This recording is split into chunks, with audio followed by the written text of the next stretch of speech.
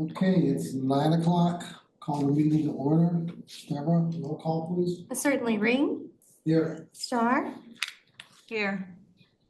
Well, we see Star on Zoom. Castile. It says she's talking. Yeah, she's on. I'm here. Oh, there you are. Thank you. I'm here. Hines. Here. Jennings. Here. Singh. Here. Byron. Here. Did I say Castile? You did, but I didn't say here. Okay, all right. The regular meeting minutes of January 27, 2026. Any changes? No. If not, seeing none, they're approved. Deborah, member forum, anyone? So there are no member forum speakers.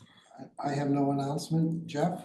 Just one quick announcement that we do have a town hall scheduled for Friday, March 6th to talk about the capital projects, specifically the projects involving Dollar House, the multipurpose rooms and Gateway. And that will be at 10 a.m. at the event center on March 6th. Okay. Todd, you're next. Hey, moving right along. I have just a couple announcements too. One, obviously, welcoming Amanda here in her new role. As you guys all know, in our restructure, we moved Amanda into Associate Director of Finance, so she'll be taking on even some more of the getting her out of the weeds with the mutuals. And I'm very pleased to announce we've extended an offer to the controller for RPM. Very happy with her. Her name's Melinda Rudolph. So she has accepted, and as long as we get through the background checks and everything, we're gonna have her starting on March 10th, which is fantastic. Obviously still not all perfect. We have Joe going out on maternity leave, but she's really strong. Man and I are really, really excited about her. And she actually even overlapped with Jeroen at Brightview for a time. So she understands kind of our world and comes with a load of experience. So very excited to start getting that added bandwidth. Tina is back. She was out on vacation and, we're moving her over into the credit and collections role in coordination with some of the studies we're doing with the Haas School of Business with Berkeley. So a lot going on there in terms of the mutual side. But that's really exciting news for my team and especially for Amanda, as you know, who carries such a heavy lift on her shoulders every month. We love the holidays, but January and February both have a holiday right in the middle of close week, which takes 8 hours out of our already thin bandwidth. So, so let's get into the financials for January. I did not, when we get into the budget actuals, let's just move over there and start there. From last month, kind of the new format, you'll see consolidated financials. So at the top headers, you'll actually see a composite of all of our entities. So that'll be the capital fund, which we used to refer to as the trust. We have RPM and RWC. So looking at a consolidated picture, that is something that we are going to do consistently going forward. It's what ties into the audits when we get them done. So it's just, shows the overall health of the entity. In terms of this month, I'm going to jump over to just the budgets for actuals for a minute. I'm going to start with RWC. We have, as you guys know, we take all the budgets that were approved, and so this was the first load for those budget figures into NetSuite. Obviously, we're only seeing 1 month of performance, right? So the budget, yeah, sorry.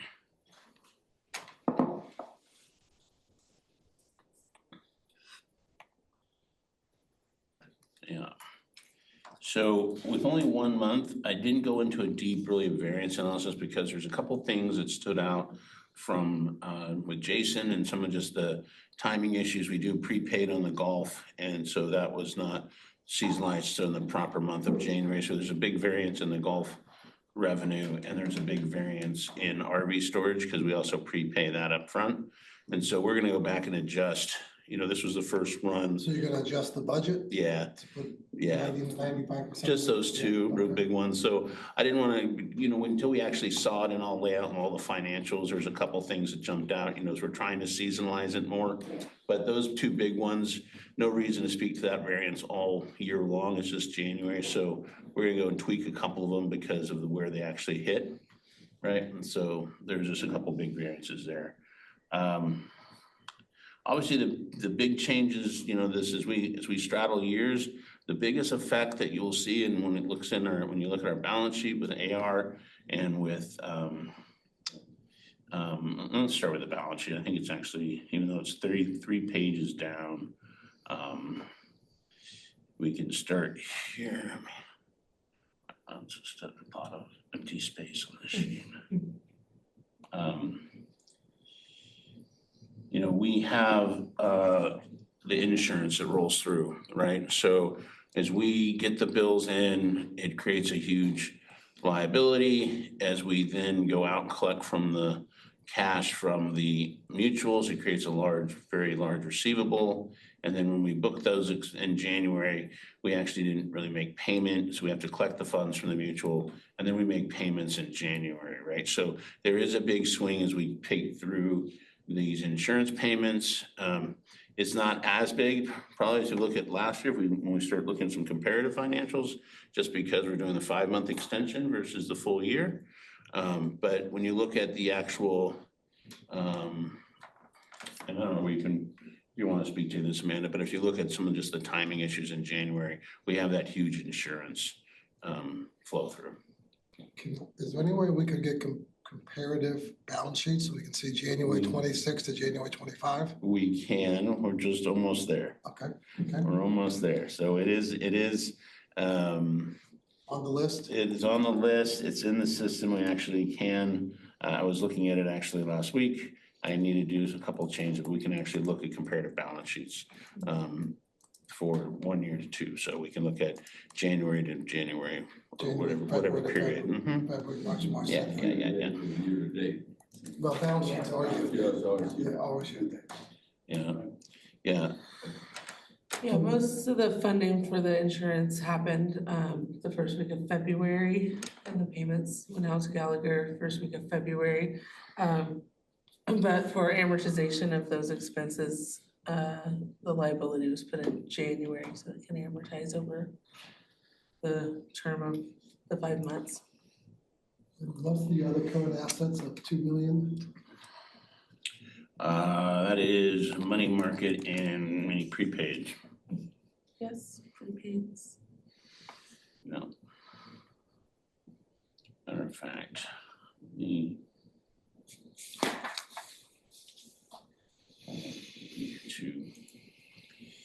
you'll see those also on RPM side as well. So let's just hit the income statement real quick. This one is pretty much, even though we produce this every month, because it is just 1 month, this is the one that we start laying out you'll find 2 income statements as we go forward on reporting. One is the budget to actual, right? And we do have a report written that is gonna be, I should be able to show it next month because we've already tested it, but it'll show budget to actual for the month and budget to actual for the year. And it shows what's remaining in the budget. We talked about that last year where we're looking at, okay, that's great, but what is the remaining budget?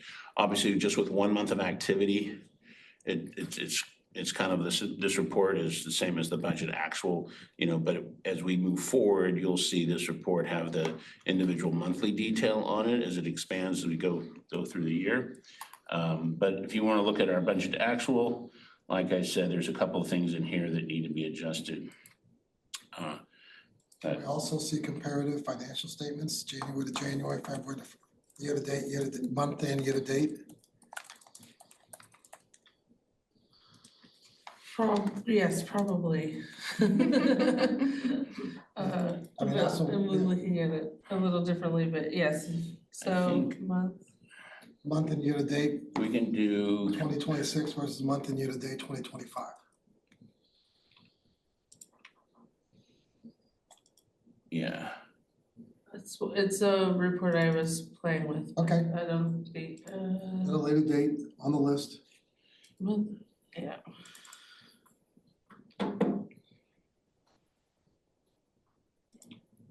I don't know if I put them in one. I have them separate right now, I think. Yeah, but I think we can do that. I mean, we have the ability to do comparatives for year to year. Okay, So take a look at that. Obviously, the revenue for January is 572,000. But as we mentioned, that is because we have the prepaid golf come in and so you'll see here on the golf cards, the 486,000. Thank you, Ted, for contributing to that. But you'll see where the budget is only 53. So that's one of the adjustments we're gonna make. Because that all hit in January. And then same down here with, you'll see an other revenue. I believe it's another revenue one. Which one? Other revenues where we book the RV. RV income. But that golf card, prepaid golf cards, what really is what's driving the higher income in January, right? Because it's a big lump sum that comes in January. Then if you look at the, total expenses, we're gonna go through and do another cleanup on this, like I said, with a couple of those budget things. But if you look at expenses, we're nothing too shocking here this month, and it's just 1 month in. So we're gonna do a little cleanup on the budget and then be able to, come back, because that obviously variance would come down a little bit. We redo a couple of the seasonality changes we've noticed. So, and I'm not a proponent, as you guys know, of ever changing the budget, but for this month, for the January, we're in a couple of big swings, since we just got it loaded, and this was really our first chance to take a look at it in the system. We're gonna make a couple tweaks.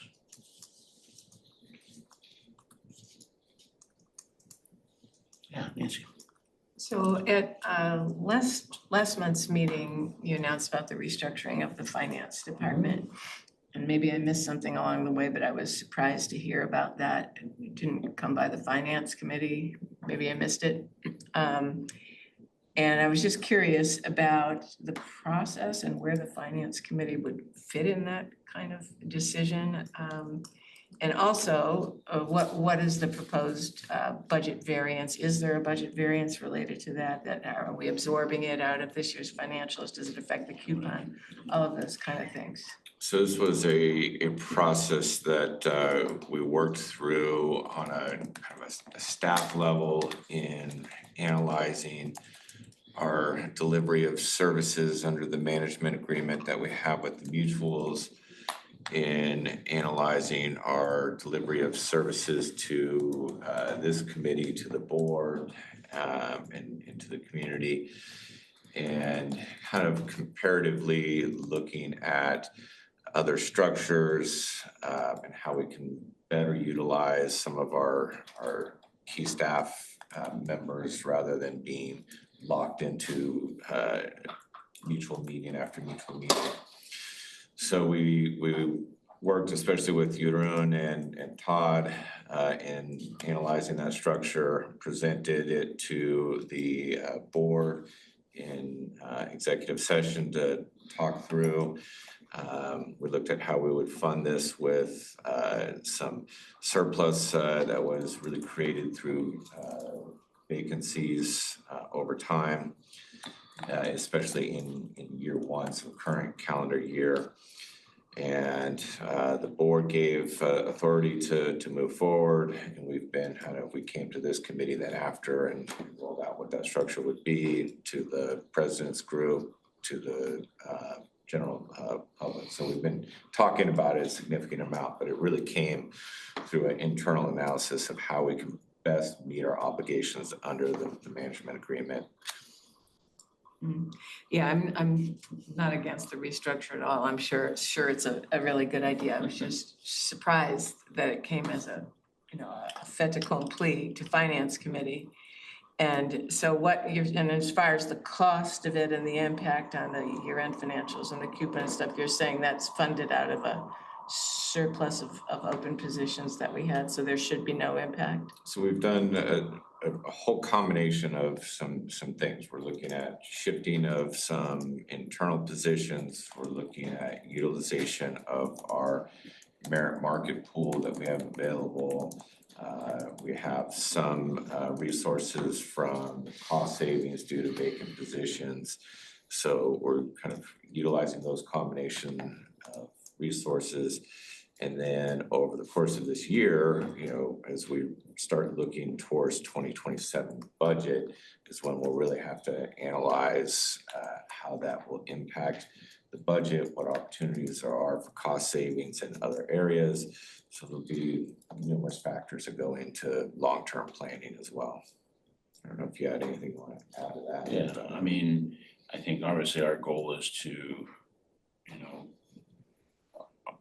obviously like Jeff said, I mean, it also comes down to the delivery of services in 2027. And we are looking at doing some open positions or delayed hire, using the surplus, using the market to try to make the impact as, as small as possible. But yeah, there will be an impact, and when we move forward into 27, it's going to be offset by the deliverables we can provide to this community, right? My other question has to do with the role of the finance committee. Do we have a role? It goes, something like that, goes straight to the board, we hear about it later, don't know, maybe I just don't understand. I've been here for 2 years. Do we have a role at all in these kind of decisions? Yeah, no, that's a great question. I think the role of the finance committee of the board is really setting the policies, setting the guidance, looking at the management agreement and what we are committing to, what the level of service for the community is looking at achieving. Some of what the KPI task force is looking at is how do we set that up? Then it is really our duty to go back and look at how can we best achieve those goals, those guidance that we receive, the expectation from the level of service that's outlined in those documents. And we come back and we present to the committee, to the board, what the proposed budget and staffing levels and other commitments would be required in order to meet that level of expectation. Nancy, I'd say it a little differently. We put pressure on them when we're not getting the financial statements, but we don't tell them how to run their shop. Because first of all, I don't think we know, I don't know enough how their shop is set up. I don't assume we don't. So we believe that up to them, how to run their shop based on the demands that we put on and other people put on. We've been very vocal in disappointment of not getting statements on a timely basis. I know I have been and other people on this committee has. This is their answer to that. Us putting that pressure on to say, we need financial statements on a monthly basis consistently, boom, boom, boom, boom, boom. So this is how they came back and said, okay, we hear you. Here's what we need to do to get you what you need. But that's their decision, in my opinion, because they know their shop better than any of us possibly can. Mm-hmm. Yeah, that I understand and respect. It's just like quantifying the cost of it. So I see the finance committee's job as, we have a budget, it's approved, it goes through all sorts of processes. We tell the residents, here's what your coupon's gonna be. And then we undertake a major infrastructure change that has an impact on that. What is it?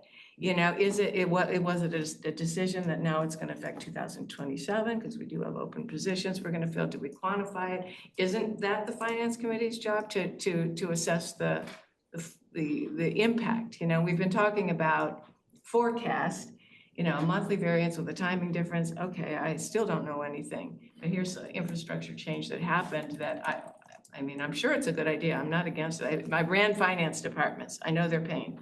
I know all their pain. So what we need from them probably is a list of how many hires are we looking at and over what period of time and things like that. A lot of what you're talking about is what will take place during the budget cycle as we bring budgets to you for RWC and RPM and justify the various expenditures. As it sits right now, we don't have all of the adds and subtractions of what this proposal and implementation is going to look like. But that is something that we'll be bringing to you. And this committee makes those recommendations to the board during that time frame. Yeah. But we approved a budget last year, and like even at the end of the year, it was like Were we over or under at the end of the year? Does it have an impact? Would we take it, is it, I just still don't know the answers to those kind of questions and it just seems. Yeah, I believe that from my perspective, the budget is set for 2026, right? And so as the management company, it's our job to manage within that budget, right? So we've analyzed these positions. We've said, okay, we've had these vacant positions, right? Some of it's gonna be offset for that. We're gonna have these other expenses. They may not be like directly payroll related, but we're gonna manage within the 2026 budget, right? The goal is to always manage within the budget that's set for the year. As we set 2027 budget, you might see increases to the payroll area, but then those are the discussions we have in 2027 of, is there any cost savings anywhere else? Is this really what's the impact year over year budget total? And we look at that from both the RWC and the RPM perspective of where, right? And if it's the service needs to be elevated more so in RPM, then this is the year over year cost that will help us get those deliverables to everyone. Thanks. Okay, Todd, you wanna keep going? Yeah. So on the RPM side, we're showing a loss of 134,000 for the month. Most of that is in, if you were to look at last year, since we kind of brought up comparative financials, one of the things that's really challenging on our RPM P&L, most of it is fairly predictable, right? I mean, in terms of the income coming in and our utilities and our labor expense, it's pretty much not a lot of variances. But when you get into the billable services revenue section, that can have fluctuations because depending on the weather, depending on the jobs that are coming through from the mutuals to do that work, right? We have some fluctuations. So, if you look at this year, we booked $171,000 in billable services in January. Last year was $275, right?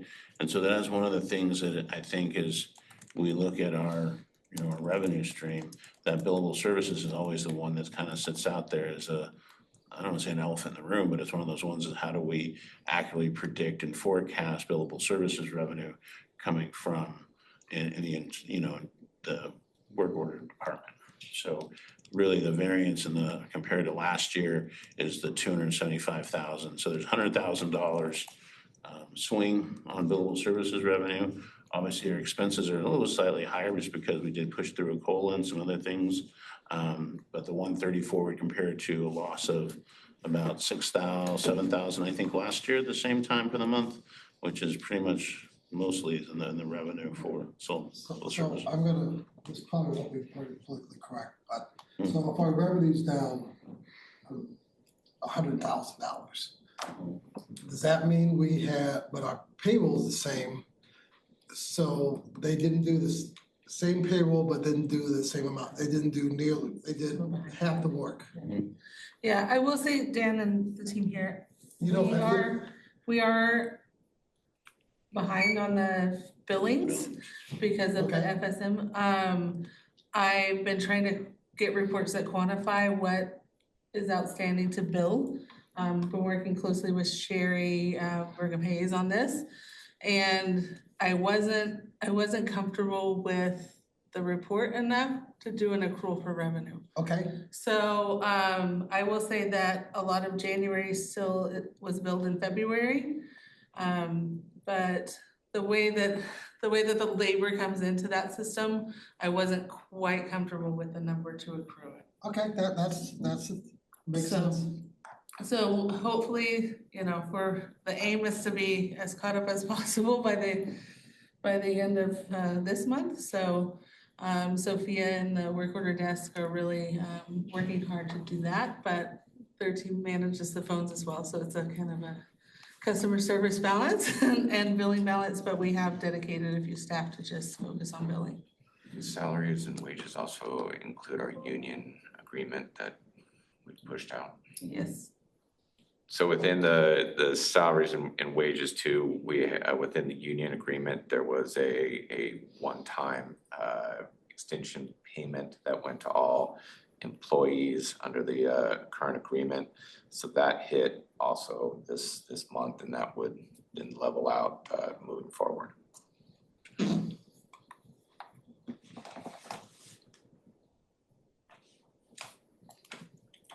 Okay, anything else on RPM?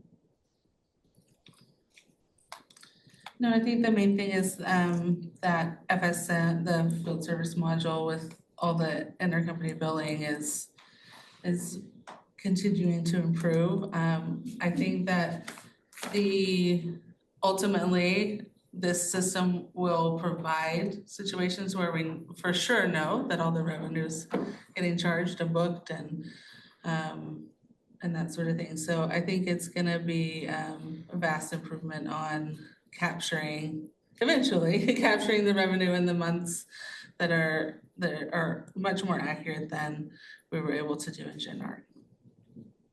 So let me understand where we are then on so what more has to be done? Yeah, so Doing it to complete. sure, so when we rolled it out, it was,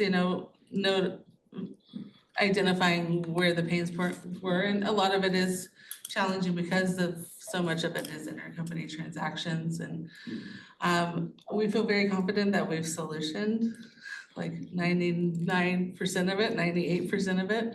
It's just a matter of getting those reports to double check our work, right? Towards confidence, and these are things that we show still to be billed, and understanding why it is, because sometimes labor is not a billable thing, whether it be for handyman or whatnot. So right now it's just a matter of, because we were fixing all those things, now we've got to go back and double check all the billings and get caught up on the billings and teach our staff exactly what to look for and how to bill it correctly, because they have to choose, whether it's billable to the mutual, whether it's billable to the resident, whether it's not billable or, included in the management fee, those sorts of things. So it's really a matter of getting confidence in that training piece of that we're billing, so that it's not so much on people like myself or John T. or Sophia to have to do it, that the staff level is doing it more. Are all the work orders going through? Correct. Yes, all the work orders and tasks that are assigned to staff members are going through there.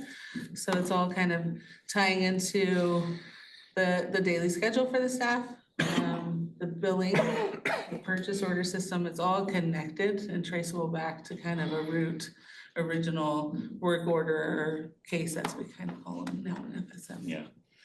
And it is, this is, where we, even though we went live in October, we are now fully using purchase orders, which we've never had, and using sales orders for internal work we've never had.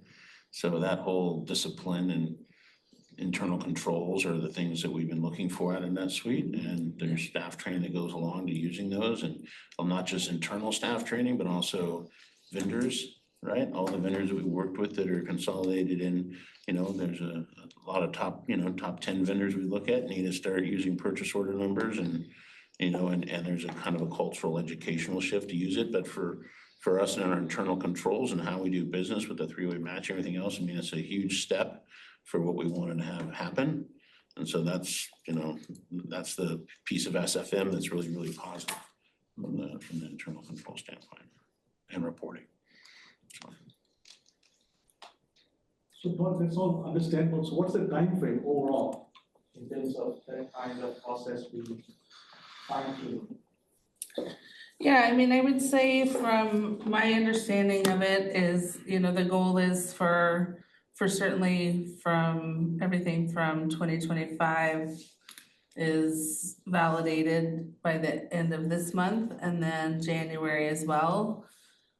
So right now it's probably a lag time of like half a month, I would suspect, but Sophia, John, and Jeroen are working on kind of a game plan if it needs to be additional resources or not, or if the team that they've now dedicated to this can get it caught up. So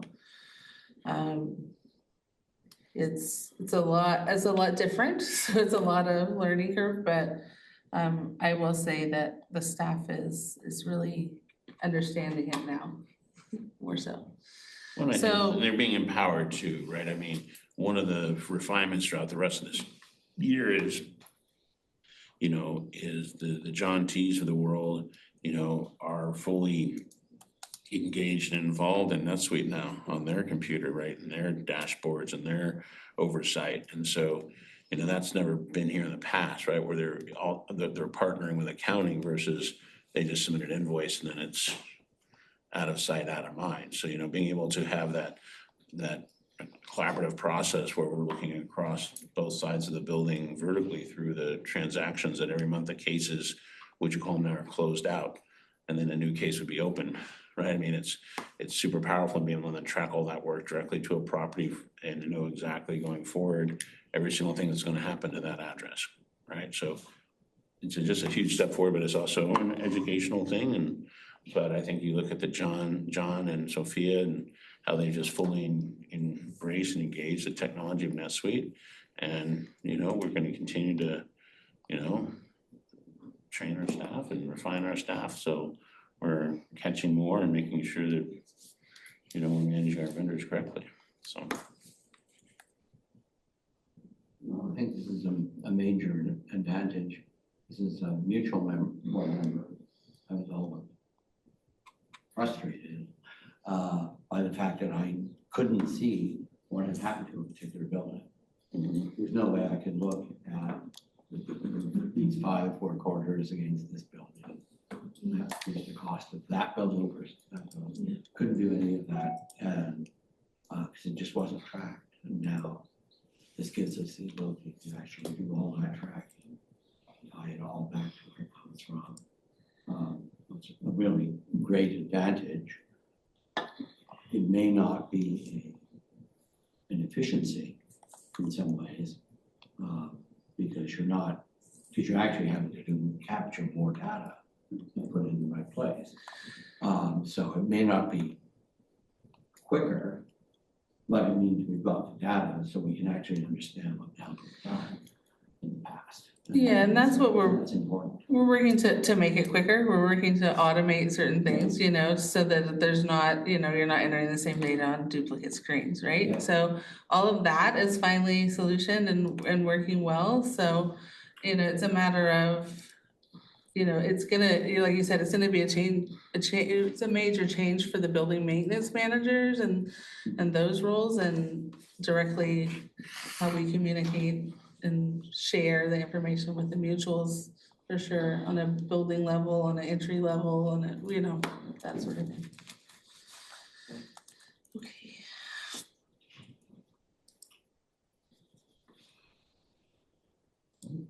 Okay, consolidate next, so we look to get, on the consolidated town, are we gonna eventually get, one of my always issue is this, what we shows a huge profit, then the audit report comes in, there's no profit. Mainly for the one reason of depreciation.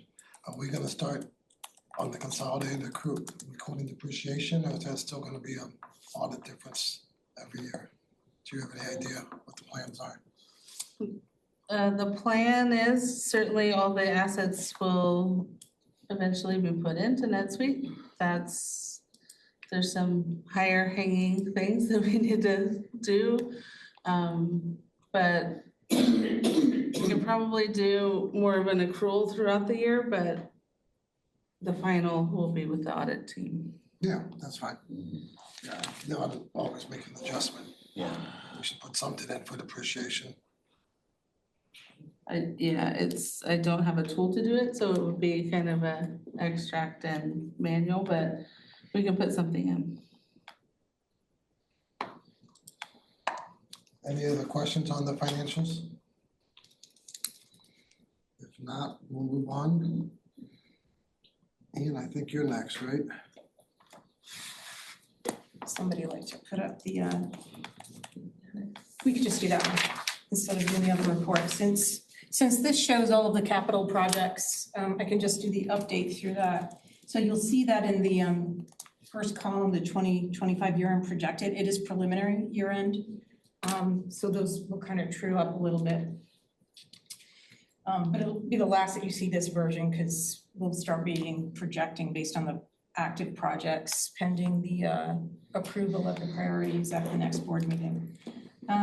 So one of the things I did want to point out in this, and it's something that you're gonna see later in the presentation, is that on this cash flow, at the bottom of the list,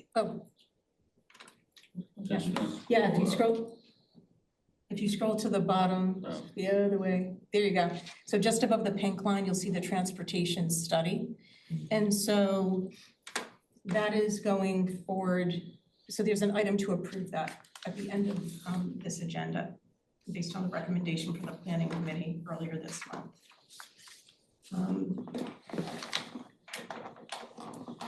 So I don't know if anyone has any questions on the numbers that are presented. The capital program already had its first reading, so.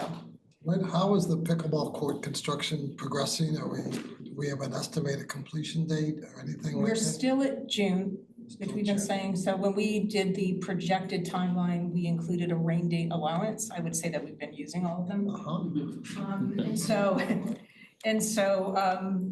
Yeah, so right now it's still June, and then once we get into the construction, hopefully we'll be able to, I would compress it, lengthen it, whatever, depending on other things that I will happen. get in trouble from my golfing buddies if I don't ask this question. Any idea when, if or when that fence is gonna be moved back so that the 18th hole will be open? I can't give you a date, I can give you a sequence, and this has been one of the things I've been trying to convey. So it's been raining, No. and there's been part of that golf irrigation line, which kind of got delayed by rain. So when you have trenches, it's very technical, everything's inspected every day, but those in particular, you can't, there are things that we had to stop work when there was raining, and then, so we got the pipe in there, and then now we're working on the communication lines, and then more rain came. So once we finish the communication lines, we can fill in the remaining trench and then do the work to there's some compaction work that needs to happen, and then we can move the fence back in. And we already have a plan with golf to do that. That's been signed off by the pros, but I can't give you the date on that just yet. Hopefully, we'll know in the next week. The weather looks like it's cooperating. So is there an update on the escrow, and is it going through, or? Escrow in relation to the sale of 1220.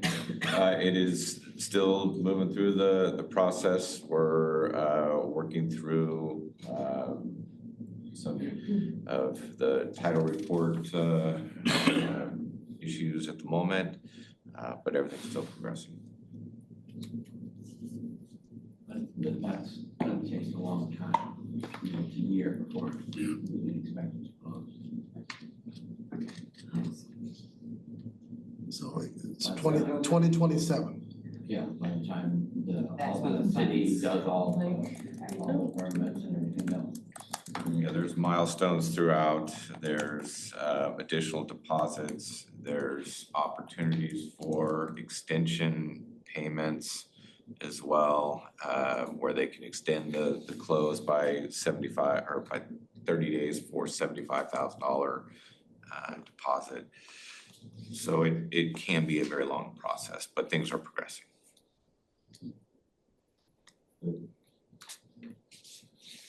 Any other questions for Ann? Okay, MTF? So a little bit of a slow January. We had, let's see, 25 sales, 21 fees paid in total. Some of the feedback I've received from the realty community is they anticipate things will pick up here in the next few months through spring. But this report right now, at the beginning of the year, we only had 21 total. At the end of the report, you'll see that some of the ones that didn't pay a fee are mainly due to they're a current member, so they're transferring within the community, and 2 of them were just transferring into a trust, so those don't trigger payment of the fee. If there's any questions on? Any questions?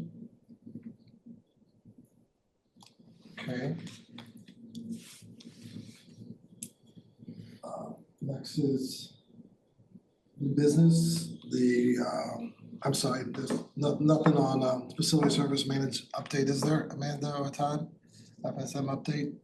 I already talked about that. Yeah. No update Where from- we got, No update from the planning committee, no unfinished business, the new business, the first is the trend data related to rental units and lastly amenity usage fees. Just a little lead in and then turn it over to Todd. At the last board meeting, the board asked us, based on kind of the downward trend of the membership transfer fees over the last year, if we could look at the trend, comparative trend for rentals, with the theory being that leasing has increased a significant amount. We have adjusted the fee over the years, including a pretty significant adjustment last year.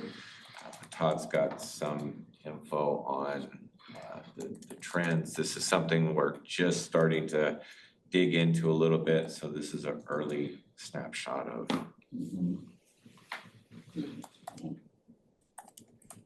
let me just get it up. Sure, it's not open. You got the grocery list on there for later. I do. I do. Okay, so there needs to be a little more of obviously a deeper dive in the data because the actual number of units, but if you go back and you look at total revenue for the last 3 years, 108, and 23, we had a hybrid year where we were charging $50 a month for the first 4 months, then we moved to 70. Then we had $70 pretty much throughout 24, and then we raised it to 112. So if you look at I get down a chart here for Adrian, but if you look at the number of actual, so obviously how do we police those units and make sure that those units are actually being captured, right? These are the ones we currently know. So we went from 146 to 206 to 216. And obviously you can see our booked revenue from 23 to 24 to 25 has climbed steadily. What's the fee in 26? It's 150, something like that, 152 around there. I believe. So this, I think, this is just a preliminary, snapshot.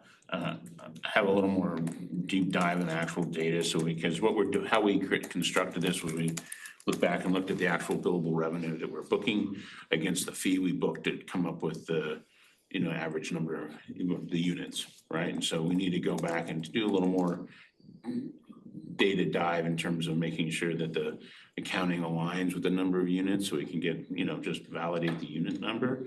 So it has existed in a couple different places. And so that's one area we gotta look at, but this is a pretty good, I would say we're in the zone here and exactly what's happened over the last 3 years. I think the bigger question is if there are ones we don't know about or how we're actually trying to capture it. But I would say certainly from where we have been to where we are right now, we're not leaving money on the table. So I think those are the results we all expected. I mean, I think people are procrastinating, for lack of a better word, on sales because the market has gotten soft and they don't want to sell it for X, they want to get Y. And until they can get Y, they're gonna lease it out. And I think that's continuing today as we speak, based on my limited conversations with the real estate agents that I talk to. This is also an area that the more we can implement some access control and usage control over our amenities, the better we'll be able to enforce payment of this fee. So it's something that has a pretty significant value over time, and we want to look, whether it's at the fitness center, the golf, through the recreation amenities, as we develop our database and improve that, it's gonna just be able to really enhance our tracking of this data and enforcement of that. Jeff, based on what you just said, the only two places that you really get tracked are the two you just mentioned, golf and the fitness center. Any other facility you can walk in and use with no. Right. And there's no. Somewhat access through the gate, but there's even some workarounds there. So, you know, the tighter we can, without making it uncomfortable for actual residents, but the more we're able to utilize access control, the better we'll be able to enforce and motivate people to sign up for this. Is there any way we could do a full audit of the homes that are implemented? We're not quite there yet. I think that's on the long-term list as we continue to work with our membership database. Yeah, I mean, I think we've really made a strive to make sure that we're capturing individuals in the correct categories. We're able to do reports on our membership base now, right? We're able to say, show me all the listees, show me all the deceased donors maybe, show, you know, we're able to carve out the member data and start to analyze it a little bit better than before. We've come up with, you know, we've had to come up with different categories to put people in, right, than just the select few that we had. So it is something that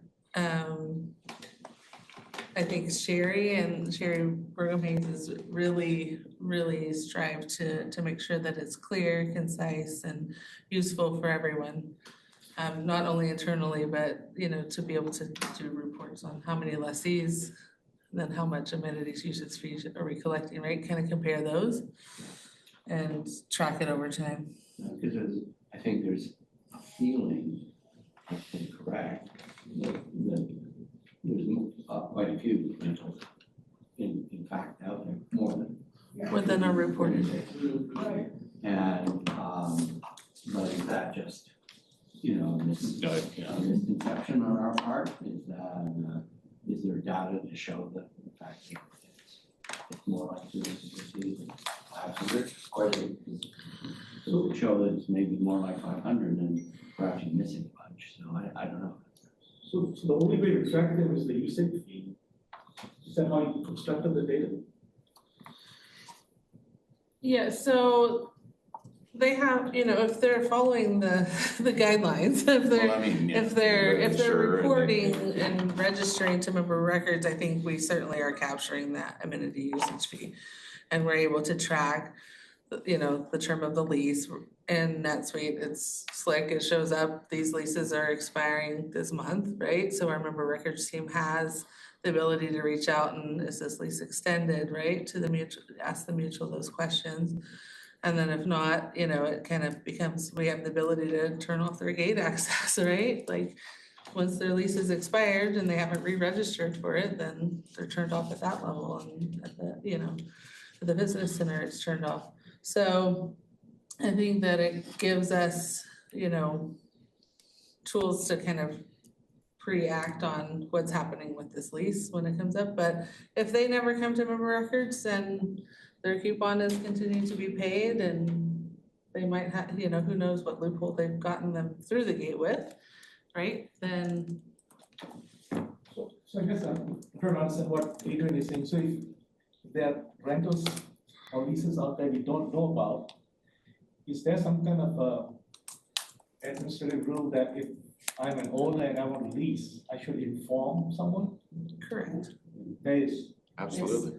But it's not done there. For both your mutual and for RWC. Especially if you want your person coming in your space to have access to all the facilities, they have to get all that information in. Now, they're gonna come there and sit in their unit and never leave. Right. I'm not sure why they're coming in, I just use everything but coffee. For fitness, they can do a lot. So there is some under-reporting. I mean, we all think, Adrian said it well, we think it is, but maybe we have a misperception, we have no idea. Is it off by 10% or 10,000%? Don't have any idea. And obviously the thing we're concerned about mostly is that trend changing? Is it going up quite a bit? And so we're going to see fewer MTFs and more of these? Or is that actually just sort of, is it really just staying the same?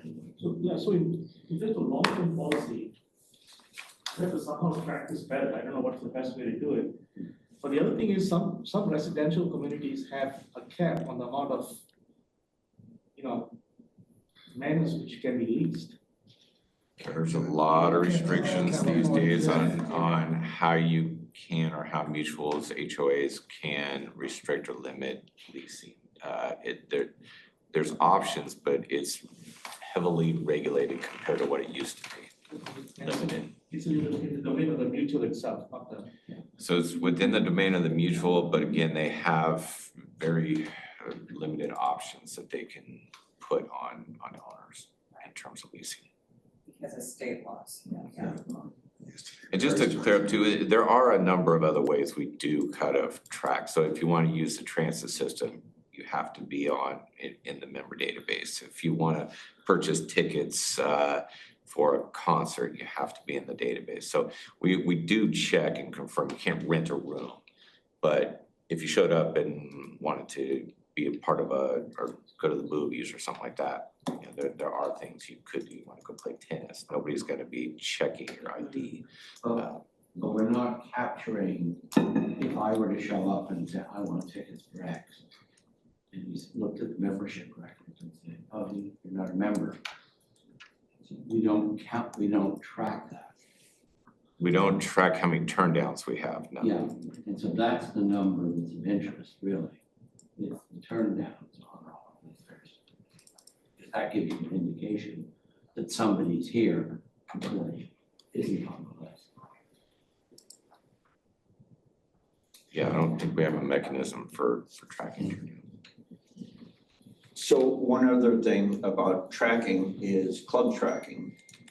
You're talking here to Dan's point about going to going to using other amenities. I'm in a number of clubs, but only one club that I'm in tracks. If you try to be in the club, they check with member records to see if you're a leasing, because a resident could join a club, which would almost be like an outside person percentage on a club. Or are you a member? And the club that I know that's tracking would catch about 4 to 5 a year who live here but are not paying the not paying now, and they wouldn't let them in the club. So I'm just saying there is a way to track through the clubs on that also.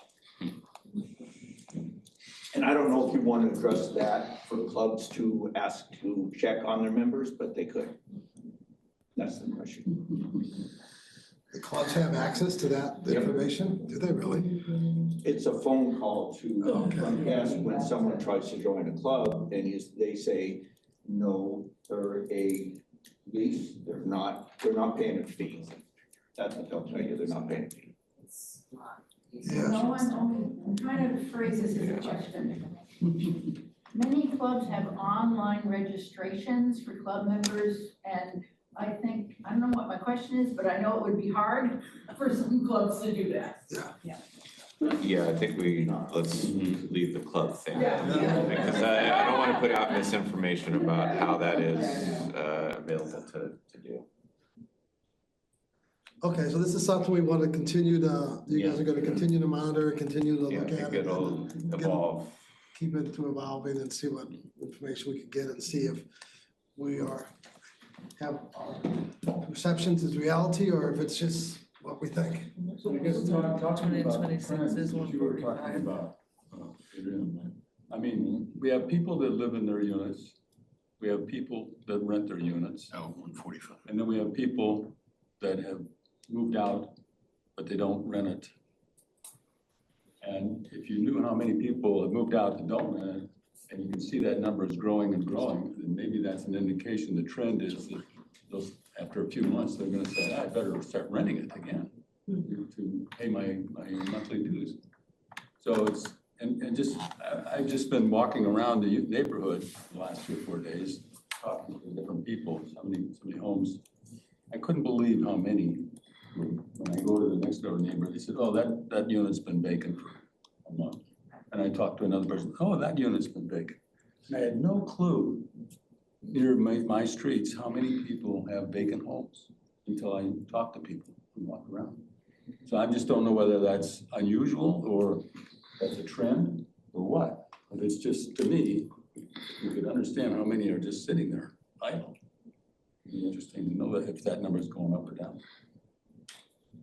From a member of record standpoint, if someone chooses to continue to pay their monthly coupon and not live in the unit, there's no move out. We don't have a way to know that they're vacant, especially if they're paying their coupon.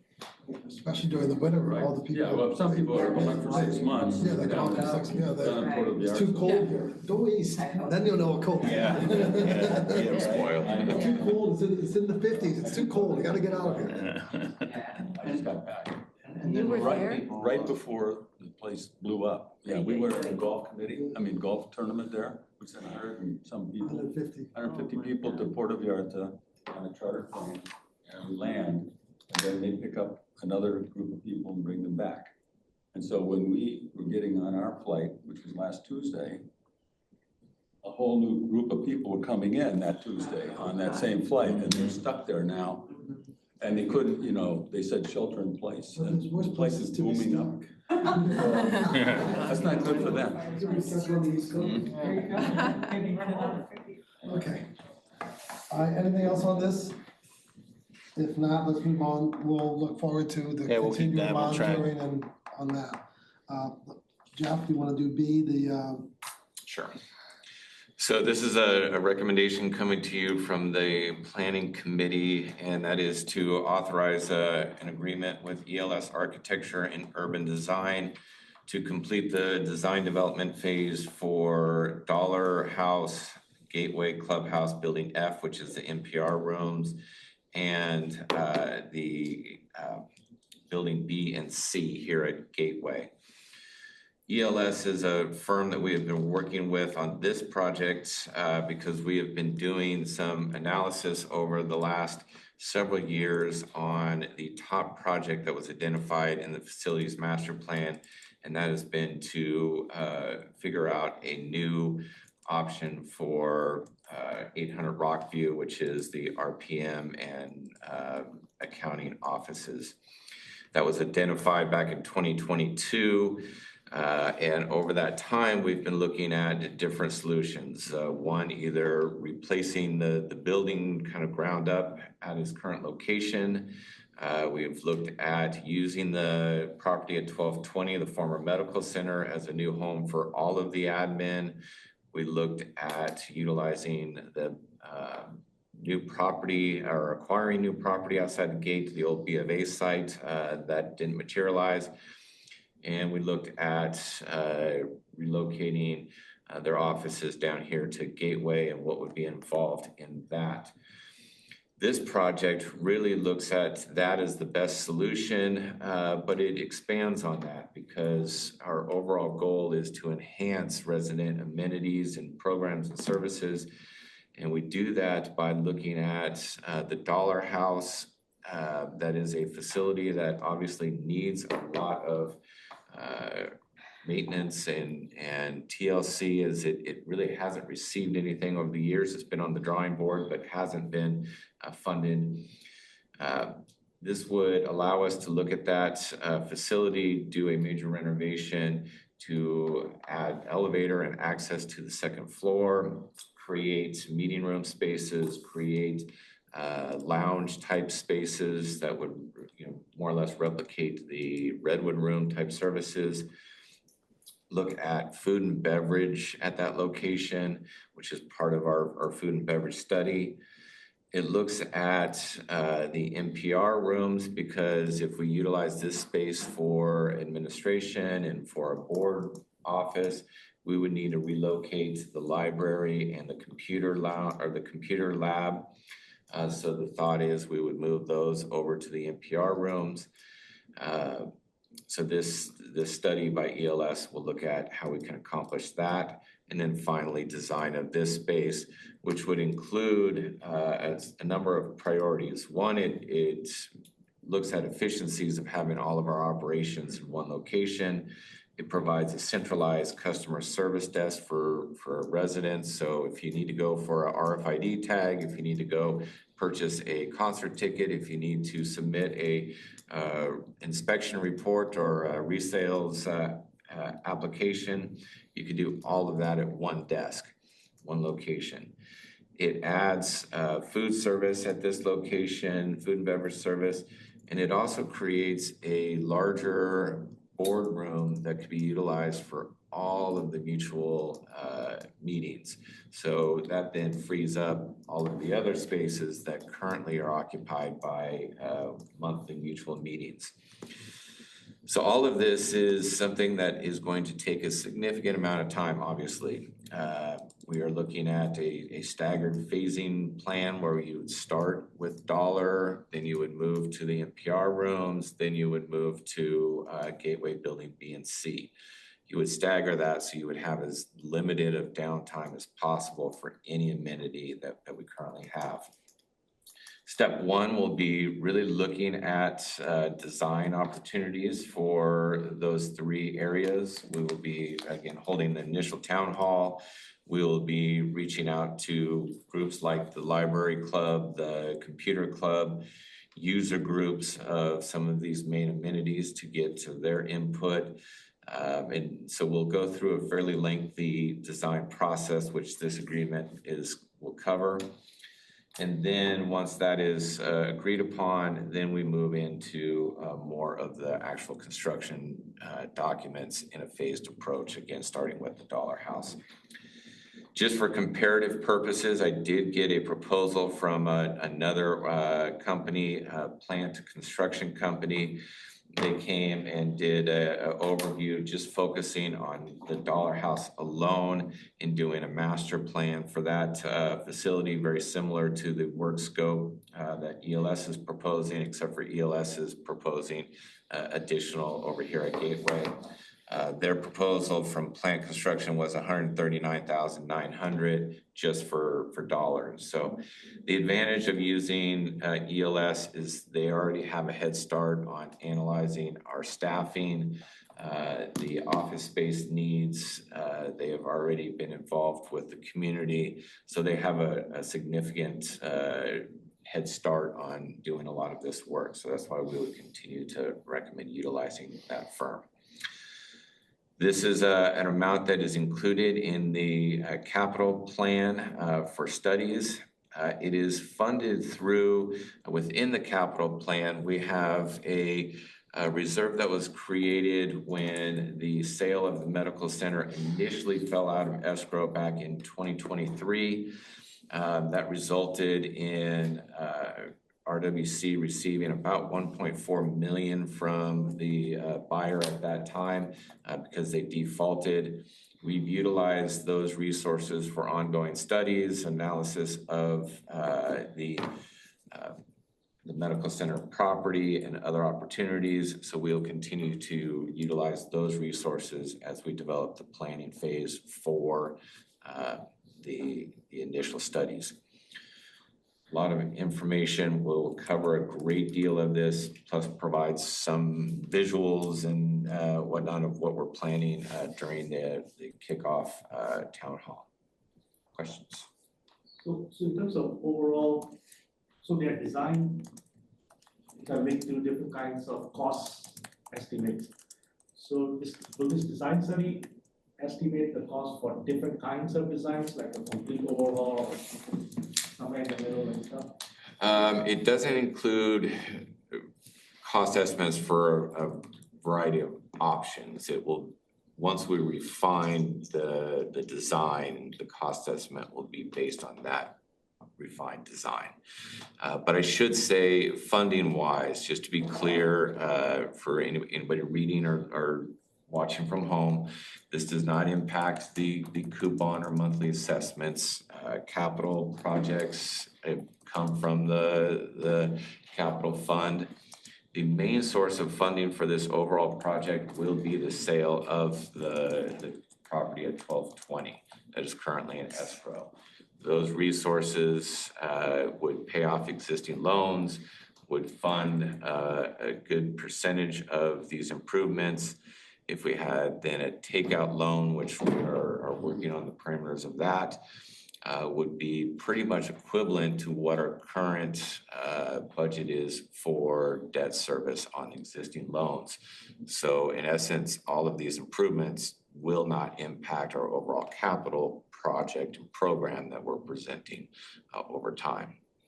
So the overall assessment is will be a wash in terms of that. Oh, yeah, a wash with a little bit of a blip in debt until the close of the building. Right. So I think one larger issue is that the design and the cost is a dynamic process. You know, because you can have a slew of different kinds of designs lead to a slew of different kinds of costs. So, you know, developing a feasibility for just one design, it kind of locks us into a particular cost estimate, seems like. Well, we want to focus on the design that meets the objective of the project. So over at say dollar, if your goal is to have purposeful meeting room spaces, indoor, outdoor connectivity, food service, updated restrooms, access to the second floor, structural, heating, air, all of those elements, there's not a lot of differentiation in design. You can look at finishes and other things that may sway it by, you know, a couple $100,000, but overall, you don't have a lot of leeway. As we look at the NPR rooms, you know, what do we need to do to meet the needs and the interests of the community for a computer lab, for a library? What are the elements that we want to include? Funding then, if it comes back, the estimate is, you know, millions and millions over, then we come back and we make refinements. But to say, do you want design A, B, or C based on different, that doesn't really focus on what the long-term interests of the community would be. Yeah, I'm curious to know if Rockview is vacated, would that space become available or go through some improvements as part of the overall plan? Because that's good space that a club could use. So it definitely would not be club space, so I don't want, let's squash that immediately. That is our courtyard, that is our services center. So we will still have functionality up there from our shop, from our mechanics, from our bus service. Likely IT would stay up there because of the infrastructure. But then we may have opportunity to lease some space to some of our vendors and create a revenue opportunity there. But we want to limit any type of resident operation interface up there. Gotcha. So then when you say you're trying to minimize losing space as the plan proceeds, do you see that for any extended period of time, the amount of space that, like, for example, NPR becomes the library, then what happens to people that use NPR? And, you know, we had food and beverage, but what happens to the people that meet in the Eisenhower room, or all those kind of things? Yeah, so as you start, the initial impact would be at Dollar House, and because you would do that first. So current users of that, we need to analyze who that is, where we can accommodate them, what we need to do on that front. And then once that is done, then you can move functionality from the NPR rooms over to Dollar, complete that renovation. Then you move library and computer lab to there. So they're never really down. And then you start looking at this clubhouse, and you'd have to relocate staffing for a period of time. I'd like to add, but I used to be on the freight board in Berkeley, and we worked with ELS, and they're really good. And they give really great plans, and then we said, that's cost way too much. And they came up, they're very creative and responsive to the needs. They're a really good firm to work with. Any other comments, questions? So if the sale of the medical center does not come through, then this would not actually result in doing the building, is that correct? So we are looking at the overall funding opportunities involved with the medical center property, the 1220. If the current buyer, if it falls through for any reason, I would assume that our effort would be to put it back on the market. There was significant interest in about the same price point. So we would look to remarket it, which may impact overall timing. But that again is something we're looking at in terms of what our funding opportunities are. But the triggering event for this actually going forward, whereas actually starting construction, would be that we have a close on. Yeah, we'll be presenting more about that in the coming time, but right now we're looking at a variety of options in terms of being able to fund it, to get going on at least a first phase. Do you imagine, like, when do you imagine it would all be completed? So this is a multi-year effort, right? This is not something that happens all in 2026. If you look at a planning phase that would take you, 4 to 6 months, and then if you start with just the dollar house, that is a significant time frame to get your permits, because it is also a registered historic site. Working with the city and the historical review board and all of that, then you get into construction. So maybe you start construction in 27 at Dollar House.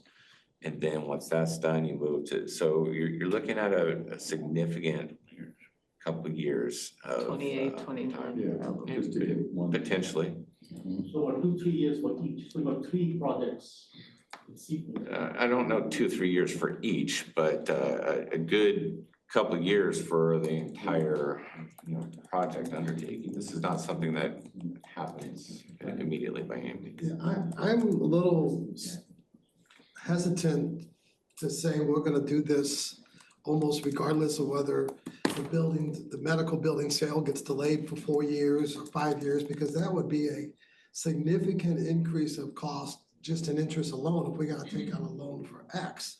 So my thoughts I guess I'm okay with the study, but I certainly would not want to recommend spending a lot of money before the building sale happens and we have it. We're not prepared to present anything like that to you But today. you just said you're looking at options that if the building sale gets delayed, you put it back up and continue with this project. Right, but I would be very much against continuing with this project if the building sale gets delayed. so let's wait in any discussion on that, and you could certainly have an opinion in that direction, but until we have information or present anything, the only thing before you right now is to begin the study, which is funded from resources already secured. In any terms of actually moving to the next phase of construction document phase and then bidding, long ways away. We'll know the status of the medical center sale, during that process. So we don't even need to have the other discussion. Going based on this question and your answer. Absolutely, I understand. We got a little ahead of ourselves. So the point is though, that if we, this study will take what, 6 months? So this initial study, 4 to 6 months, and that'll give us the design, and then we'll get a proposal for completing the construction phase for step 1. And that will take, again, working with the city and with other regulatory agencies, could take a significant period of time, and then we would get into construction. So the likelihood of construction being possible like you've got the permits, you've got the design, et cetera. It's probably not until 2027. If you could come to us and say, here, here's an actual quote to do this work. So we would know better at that point whether the sale was. Absolutely. So one, you mentioned earlier that a potential buyer had paid a penalty. So the existing process, which is an escrow, is there a penalty if the buyer goes on? How much? So there is required deposits into escrow. There's already been the initial deposit of $250,000. That becomes non-refundable at certain dates and milestones. And then there's another deposit of $250,000 that again, almost immediately becomes non-refundable. If they apply for extensions, there's the $75,000 that is non-refundable, and there's 2 opportunities for that. So it begins to add up where if at the end, something completely falls through, which happened the last time, those resources are released to RWC out of escrow. So what Dan was saying, at least those resources will cover the feasibility studies per se. Yes. Cover more than that. It's a great way to make money. Yeah. No, you want to sell it. Yeah. God, get away. You want to sell it. Any other comments? If not, does anyone want to make a motion? I'll move that we recommend the RWC board to authorize the general manager to execute a professional services contract with ELS Architecture and Urban Design. The completion of the design development phase for the Dollar House and Gateway Clubhouse building for an amount not to exceed $157,000 to be paid from. Is there a second? A second. Any further discussion? Actually, should that say from the It should specify that it's coming out of Reserve. How would you phrase that, Jeff? What are we calling that? The capital fund, The medical center. to be paid from the medical center reserve. Deposit reserve. Deposit reserve. Medical center. Okay. Do we have to change You have the to- you have- motion? Are you To be okay? paid from the Medical Center Deposit Reserve Capital Fund. Is that okay, or do you want capital fund removed? I think medical center reserve. Yeah, I think that's That's the fund. It's in the capital. You still a second, or good with your second with the Yes. modification? You're good? You're good? That was it. You ready? Off your tongue anymore. Yes. Okay, roll call vote, please. Ring, Yes. Star, Hi, this is Kim. I need to abstain due to a conflict of interest. I sit on the board of the library and also am the library's treasurer. And I am also abstaining from any action or votes that the library is taking related to this issue as well. okay. Castillo, Yes. Hines, yes. Jennings, Yes. Singh, Yes. and Byram. yes. It carries. There's a lot of perception out there, there's these kind of studies increase coupon rates. I know the perception is entirely wrong, but I think in that kind of community gathering where you have information and stuff, it's really important to make that clear. People believe what they They want, even try. despite facts. We'll definitely review that though as part of the presentation. Jeff, you want to talk about the transportation? So again, this is an item from the planning committee making a recommendation. The reason it's framed the way it is for your committee is the last time this committee saw the capital plan, it did not include $80,000 for a transit study. Based on discussions that then subsequently took place at the board meeting under this item, and then at the planning committee following, was to recommend the addition of the study and the funding. So that is now included in the proposed capital plan that goes to the board for a second reading this Thursday. So we are asking you to consider a recommendation to add the 80,000 to the capital plan that has been presented. Questions, comments? And this is super, there was a transportation study attempted a few years ago, but it never got off the ground because the funds weren't enough, is that my There understanding? was, we put that out and we included the funding in the RFP that was sent out, and it was 40,000, I believe, was the budget at the time. We didn't get any interest. So this time when we send out the RFP, it will not include a budgetary amount, and we'll also broaden the horizon for firms a little bit as well. So what exactly is the scope of the study? To just find out the feasibility of what is needed? So we really want them to analyze the type of service that would best meet the interests and needs of this community, from a active senior community with both transit dependent and non-transit dependent folks that are paying for the overall service. What are the opportunities? What are the operational opportunities? What are some of the equipment and dispatch type of services that they would recommend? We really are asking if you were to come in and start a service basically from scratch, based on our dynamics of the community, what types of services are most effective today? So in terms of the decision of the cost, it could be something which could be entirely outsourced or entirely internal or hybrid. We want to look at pretty much, everything from the consultant to say what is the best types of operation we can bring to this community.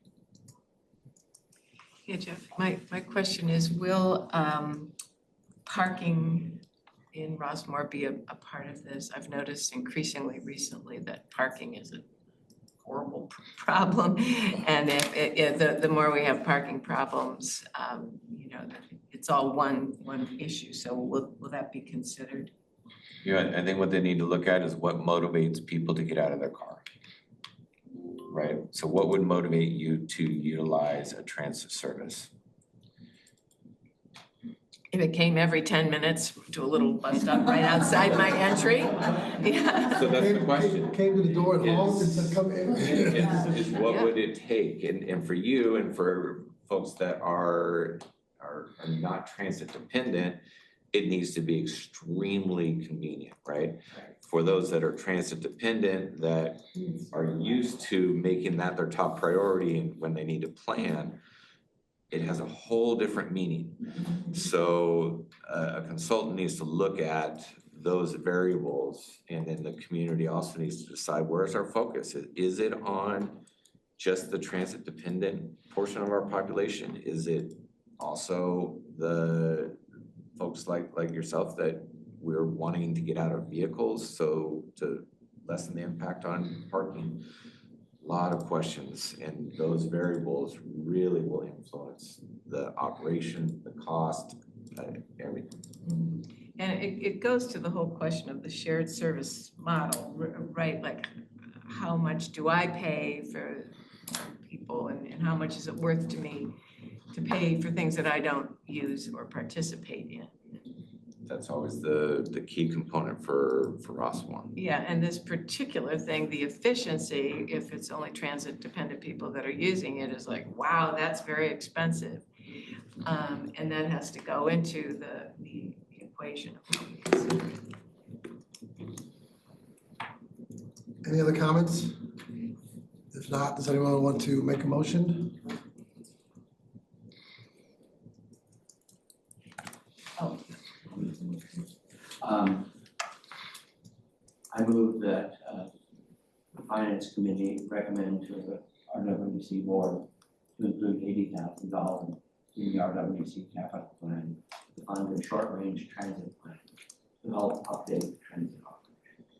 Is there a second? Also, Any further discussion?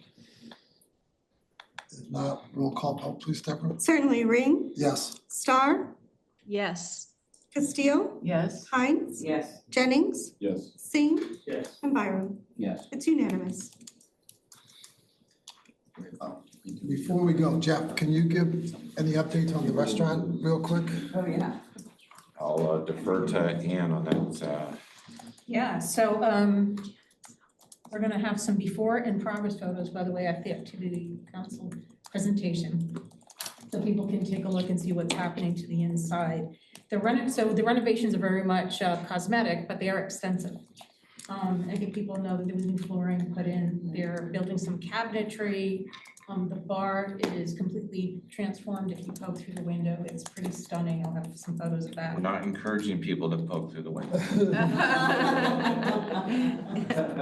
Because it's a good buzz. I mean, when people see it, I think it's really wonderful to see people's reactions to it.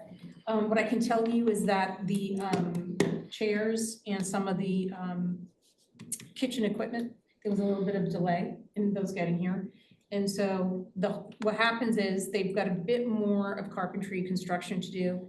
The bar they took apart, so from a operator perspective, there are more efficiencies in the way they have service from there. So they kind of need to complete building that back. They expect that to be done next week, but they do need some of the refrigerated equipment that needs to go in there. So that's kind of what we're waiting on. So then once everything's put together, then we can bring the health department in to inspect. So we don't have a date yet because we need to understand what's happening with deliveries and whatnot. But we're working with Rodney so we can kind of roll stuff out as soon as, he gets things in and we know we're gonna have an imminent green light from so it's a very exciting work in progress. So you know, no date at all? No, 60, yeah, okay. it's the same thing. It's like, it's easier to tell you, these are the process things that have to happen. It's like, if I give you a date and something doesn't happen in the process, then everyone will, I'd rather people be jumping at the bit with excitement and anticipation than disappointed because we missed a date. The problem is, Ann, I know a lot of clubs Yeah. are making decisions with events that are coming up I and understand. with the catering or not catering from him, if it's April 1st versus July 1st makes a world of difference to a lot of clubs. We understand. Again, we'll know better once we get the equipment. And by the way, she is making a presentation Thursday at the Activities Council. Show us. So those of you who can make it should make it. Like that. I'm just curious to know, when I was poking through the window, I saw like what used to be the lobby that was largely underutilized. Is that gonna be extended for use like as part of the bar? Yeah, Just so the always too full? lobby, yes, the lobby part, when you enter from the club room side, Yeah. there was, we called it the gallery space. And it wasn't formally part of the restaurant.